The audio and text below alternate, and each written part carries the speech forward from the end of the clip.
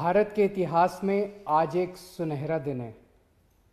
आज का दिन भारतीय इतिहास में 15 अगस्त 26 जनवरी की तरह लिखा जाएगा। आज केंद्र सरकार को किसानों के संघर्ष के आगे झुकना पड़ा और तीनों काले कानून वापस लेने पड़े। आज सिर्फ किसानों की जीत नहीं हुई है, आज जनतंत्र की जीत हुई है। आज किसानों ने सभी सरकारों को बता दिया, जनतंत्र में सरकारों को हमेशा जनता की बात सुननी पड़ेगी। सिर्फ और सिर्फ जनता की मर्जी चलेगी। कोई भी पार्टी हो, कोई भी नेता हो, जनता के सामने आपका अहंकार नहीं चलेगा। ये एक ऐसा संघर्ष था जिसने पूरे देश को एक कर दिया। इस लड़ाई में किसानों के साथ साथ मजदूरों, युवाओं, महिलाओं, आड़तियों, दुकानदारों ने सबने हिस्सा लिया। पंजाब हो या यूपी, बंगाल हो या केरल, पूरा देश किसानों के साथ खड़ा था। देश विदेश में रहने वाले सभी भारतवासी एक हो गए और इन सब ने मिलकर आज इतिहास रचा है।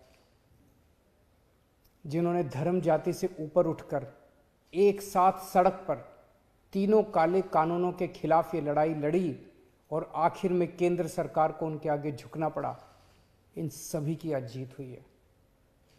पूरी दुनिया के इतिहास में शायद ही इससे बड़ा या इससे लंबा कोई आंदोलन हुआ होगा। इतनी शांतिपूर्वक तरीके से इतने लाखों लोगों ने संघर्ष किया, कड़ी धूप में, ठंड में, बरसात में, पीछे नहीं हटे। इस आंदोलन को तोड़ने के लिए सरकार ने, पूरे सिस्टम ने, एजेंसियों ने, पूरे के पूरे तंत्र ने न जाने क्या क्या कोशिश की। किसानों को आतंकवादी कहा, खालिस्तानी कहा, एंटी नेशनल कहा, सब तरीके से घेर के उनको, उनके हौसले को तोड़ने की कोशिश की गई। लेकिन किसानों के लिए भी आज़ादी की लड़ाई थी।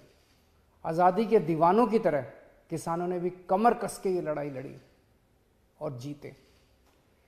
किसानों के प्रबल साहस के सामने वाटर कैनन का पानी सूख गया, सरकार की लाठियां टूट गई, कीलें गल गई, लेकिन सरकार उनका आत्मविश्वास और जज्बा नहीं तोड़ पाई। आज एक बात का दुख है, बहुत दुख है, 700 से ज्यादा हमारे किसानों ने अपनी जान गंवा दी। इसकी जरूरत नहीं थी, इनकी जानें बचाई जा सकती थी अगर ये कानून पहले वापस ले लिए जाते। हमारे किसान भाइयों और बहनों को इतने महीने सड़क पर बैठकर ठंड में, बरसात में, धूप में तकलीफ उठाने की जरूरत नहीं होती।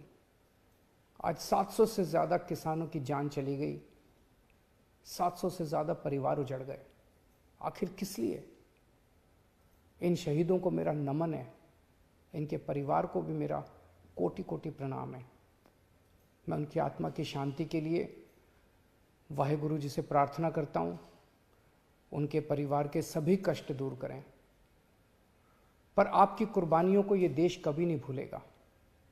आज का दिन हमारे देश के बच्चों और नौजवानों के लिए एक सीख है कि अगर सही नीयत से, शांतिपूर्ण तरीके से संघर्ष करो, फिर चाहे मंजिल कितनी भी कठिन और दूर क्यों ना हो, सफलता मिलती ही है।